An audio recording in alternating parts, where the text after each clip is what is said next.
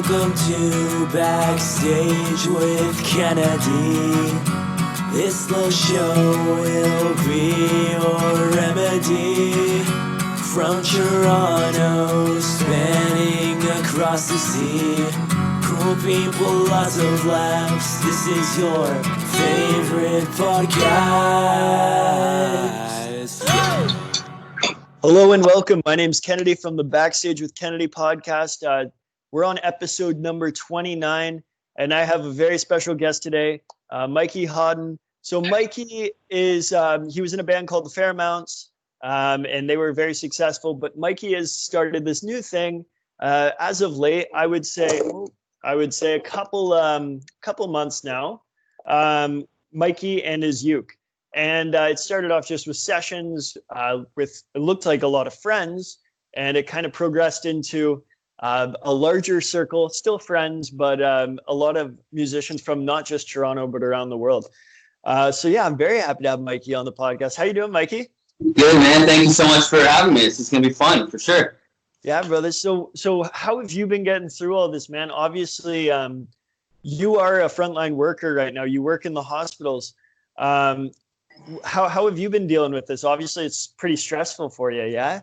It's just, yeah, you're right. I work at the hospital, and basically the workload we had has just tripled, quadrupled. You know what I mean? It's just everything's kind of chaos. It's just a scary environment to be in. Obviously, we've got our masks on, and but we're dealing with it. Everyone's like kind of plugging through and making it work still, but it's definitely a very different environment than it used to be before March. That's for sure.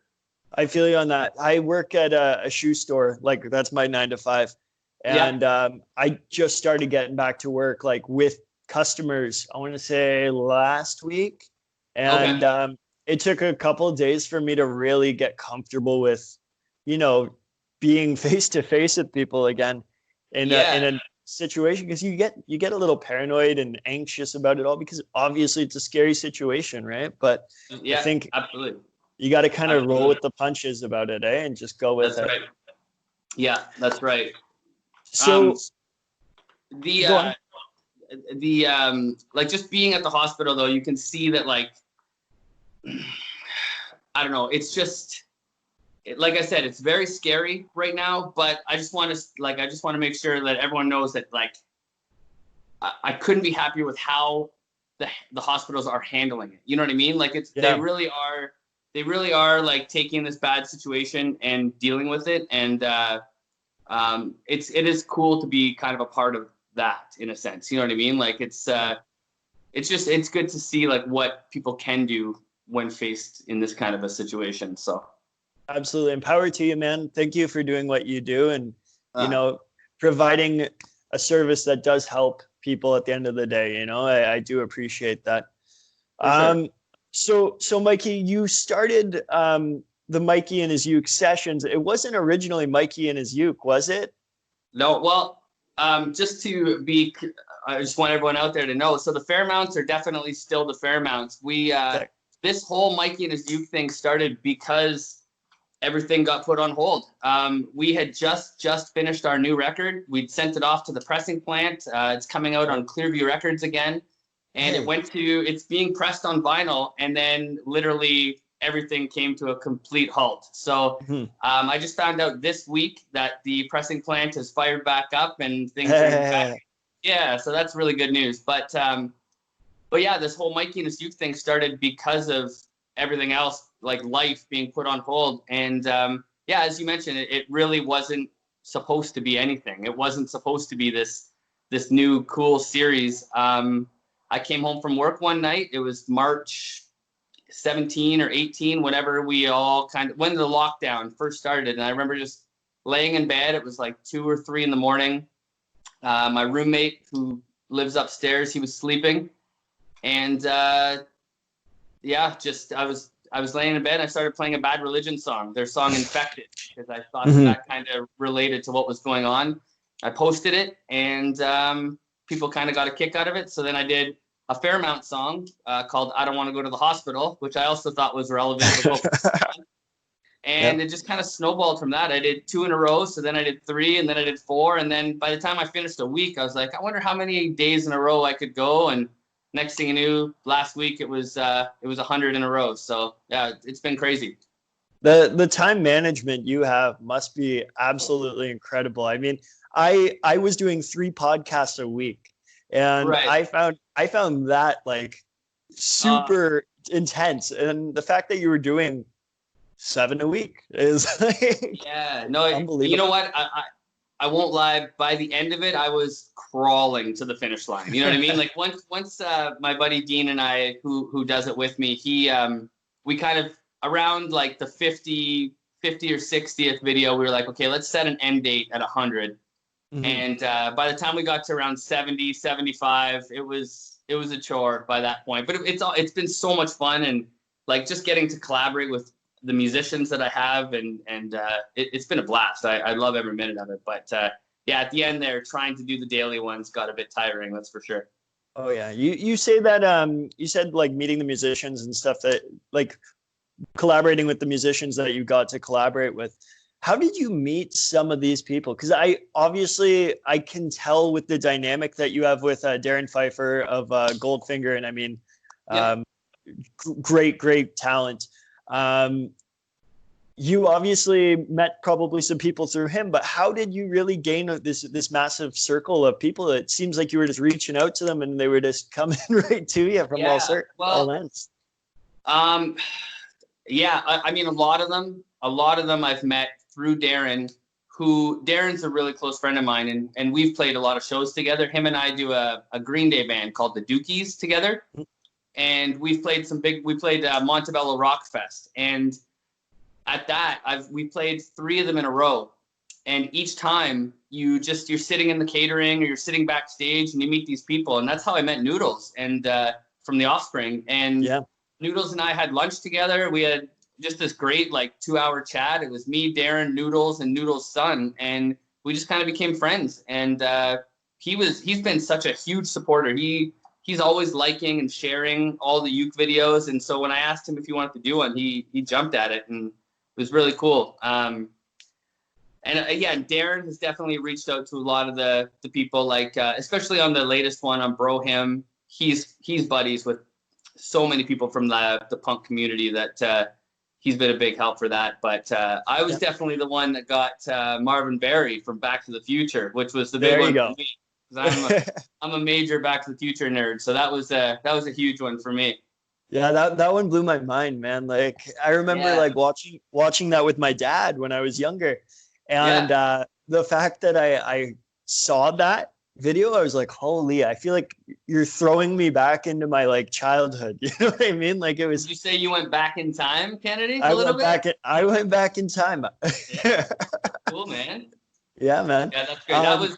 That's been my, like, obviously Brougham and some of the bigger ones at the end have been incredible. But personally for me, number 55, which was the Marvin Berry one, that was even the stuff that happened before the video. Like I had to call him and talk to him on the phone and like explain how, like what we're doing, how to shoot the video, how to send it to me.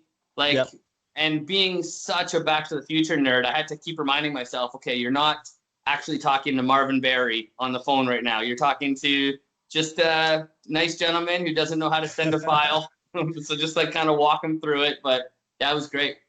I think we all do that when we kind of meet our idols or someone who we looked up to. You know, there's been a couple guys who just like walking through the bovine. I've come across who I grew up being big fans of.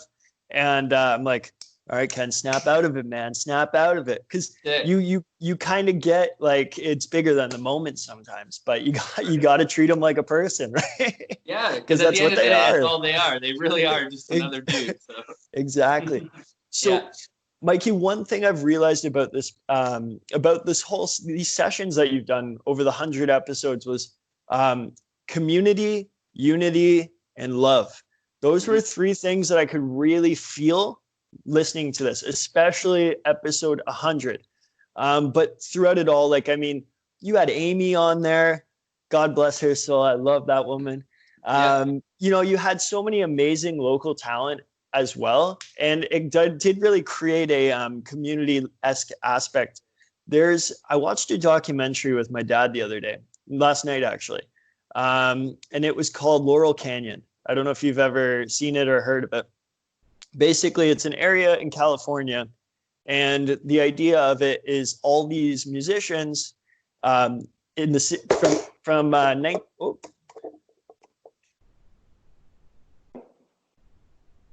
one sec. From 1965 to 1975, all these musicians basically lived in this area, and they created like a community. And I feel like, obviously not like with a like an area, but you kind of created that same type of feel, and that's a really beautiful thing. And you use community, unity, and love, man. And I think that goes a long, long way, you know? For sure. Yeah. Well, I mean, I've been fortunate. I've been playing music in Toronto for quite a few years now, and I'm just very lucky that a lot of my good friends just happen to be very talented musicians. So Brougham's a great example. Most of those people, well, I mean, aside from the people singing the verse, like each verse, like the big name people, all those people singing woes are pretty much just friends, and friends, some family. Like my mom made it in there. I saw that. That was awesome. That was awesome. So I've been really lucky to just know, and that's why doing those 100 videos have been, I mean, it wasn't easy, but that's why it was manageable, was because I've met so many people playing music in town and all over really. But the majority of them are all from here in Toronto or back home, Sault Ste. Marie, where I'm from. And it's you're right though. It is a community, and it was a really great thing to kind of bring everyone together and get to play. And there's so many people in there that I'd been fans of locally even, but just have never got a chance to play with. And I got to now, so it's been really cool. That's really sweet. So you mentioned you're from the Sioux. I know of Sault Ste. Marie quite well. But I mean, I think you're wearing a Sioux Greyhounds hat right now. There you go, repping the hometown. What made you move to Toronto years ago? Now you've been living in Toronto, right? But what made you make the move? When I was 19, I moved to London first, so I lived there for 3 years. I think I should have just came straight to Toronto, to be honest. But I was always, I don't know, just that hometown, that small town mentality. I always thought Toronto was so scary, and I just never wanted to do it. So I thought, I'll just go to London first. It'll be a nice transition maybe. And London was cool, but once we got to London, the band I was playing in, we found ourselves driving to Toronto almost every weekend to play shows. So it was just the next kind of, it made sense to just move to Toronto. And so that's what we did. And started kind of cutting our teeth at like just playing at the Reverb and the Big Bop there, and all the places that would let us play. Obviously the Bovine was one of the very first places. So like you said, you've got a lot of love for the Bovine. I share a lot of love for the Bovine as well. Yeah, I'm really hoping they're open now. The Tiki Bar's open. So cool. I think there's going to be quite a few drinks there in the near future. That's for sure. Yeah, absolutely. So Michael Krusty, amazing videographer, photographer. He's worked with so many great people. He puts out content so consistently. Are you and Michael going to be working together in the future for your band, but as well as for these sessions? Is this going to be an ongoing thing, like an upcoming thing? I would imagine so, yeah. The Mikey and his Uke thing has been my buddy Dean and I, Dean Glover, and we've kind of, he jumped in around the 22nd or the 23rd video, and that was when we realized, like, oh, we can start doing like collaborations together. Because at first it was just me playing with the ukulele by myself, like an idiot, playing like 30-second songs or whatever. But and those were always still fun. But once Dean came on board, him and I it became our project. Michael and I, we started doing stuff not too long ago, but him and I have been friends for a while, but this has made us quite good friends since we've started doing this stuff together. And yeah, like we love. He's so great at video editing. He's a killer guitar player. Like he's very talented. So yeah, we're definitely. I'm always open to doing stuff with him, and we've got some stuff in the works right now too that we're doing for future things together with him and I, and obviously Dean and a bunch of people. So yeah, there'll be lots of Michael Kresge stuff in the future for sure. And I've done a lot of stuff for his projects too. Yeah, yeah. You can tell that the production level, as you said, once you got Dean on there, the production level definitely went up. I mean, oh yeah, hell, now you have a little logo. You know what I mean? Like it's all really coming together here. That's right. Yeah. Obviously, you didn't expect it to blow up like this. You're probably like thankful for it, but at the end of the day, I know you, Mikey. That's not what you're in it for. It's not fame or any of that bullshit. You're in it because you love doing this. I love it. Yeah. How has it been like getting this, like the media outlets really about it? Like I saw CTV News, your hometown of Sault Ste. Marie, the news channel out there was really supporting it. How cool has that been to get that support from not just that local level, but I mean much bigger than that too? Yeah, I mean the global news piece was really cool. That was very cool. They kind of framed it around the fact that I'm like a frontline worker, but also doing the ukulele thing. And so that felt good. And that brought a lot of exposure to the whole thing, of course. Honestly, though, what kind of made the whole thing blow up was when bands like The Offspring, Anti-Flag, Pulley, especially The Offspring, when they shared it on their wall and on their social media stuff, it's just kind of blown up since that. But all the news stuff's been really great. The articles online, everything. It's been really cool for sure. Yeah, I must say my favorite video that you did was the Wayne Gretzky one, number 99. That was so funny, man. I was cracking up. You and Darren Pfeiffer singing about how Wayne Gretzky is so sexy. And that's a Darren Pfeiffer classic right there. That's a good song. So I was looking at that one when we realized that we were going to do 100 songs. It was a no-brainer what number 99 was going to be. I was like, well, we got to do the Gretzky song for sure. So are you a hockey guy? Like you obviously have the Greyhounds hat on, and I saw that you were wearing, I believe, an Oilers jersey in that. Are you a big hockey guy? When I was growing up, I was a big hockey guy, and I mean, music kind of took over, but I definitely still follow the Leafs all the time here and everything. And I still love going to Leafs games, and I love rooting on the Leafs and everything. But I've definitely been missing hockey this year. That's for sure. Yeah. I think a lot of us are. I know some people are like, "Oh, I'm sports everything, man." I was a big athlete growing up, and then I found my love for music, and I think I got to a point where I wasn't able to really keep going with sports at like a competitive level. Right. So I said, you know what, like I want to do something and have a passion, right? So I really started getting into hip hop, and that kind of translated me into what I'm doing now. I mean, I'm a huge punk guy, but like I still love hip hop very dearly. You know what I mean? But it all kind of stemmed from finding a new passion because of sports, and not being able to do that, you know? For sure. Well, Darren Pfeiffer, he's a massive sports guy, so that was he was happy to do the Gretzky one for sure. That's sick. Yeah. So Mikey, I always like to ask like a really personal question about you and the city you live in. So generally it's like what's your favorite spot to eat? What's your favorite music venue? I'm just gonna broaden it out. What is your favorite thing to do other than music in Toronto? In Toronto, well, for the longest time, I lived right down on the waterfront, and it was really nice too. I always loved like getting on a bicycle and riding around like on the waterfront. I ride a motorcycle, so I love like booting around on that downtown. But I mean, I live in like the Junction High Park kind of area, so this is exactly where I want to be. I love this whole neighborhood. I love just, like I love going to record shops and that kind of stuff. I mean, that's still music related, I guess. But that's pretty much my whole world. So you can use if I'm not playing, if I'm not at work, if I'm not working on some ridiculous ukulele thing, I'm usually at a record shop, and that's usually where I'm spending my time.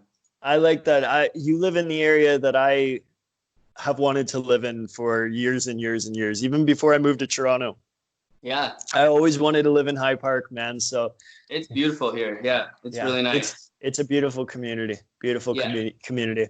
Well, Mikey, I think we're going to wrap it up, buddy, but I really appreciate you coming on the podcast, man. And power to you. I hope everything works out. I know it will. Keep hustling, keep working hard. I'm really excited for the Fairmounts. I had no idea about that, so you caught me a little bit by surprise on that. No, that's so I'm good. excited for that not new a lot project. of people know. Like everything, kind of like I said, it all came to such a halt that we haven't even really had time to promote. So that's still gonna come. Like making a nice big announcement, but it's finally back in the works, and the new album. I'm really happy with it, so I'm stoked for that. Perfect, Mikey. Do you mind dropping your socials really quick, just so people know where to find you, bud? Yeah, for sure. Obviously, Facebook is the Mikey and his uke on Facebook is the place there. Mikey and his uke on YouTube, and at Mikey Hawdon is my Instagram that I use. So yeah, you can find me on any of those for sure. Sick. Well, yeah, man. Again, I really appreciate it. Thank you very much. Thank you, Kennedy. It's fun, man. I'll see you soon at the bar. I'm sure we'll have a beer. Yes, you will. Absolutely. All right, buddy. Take care, man.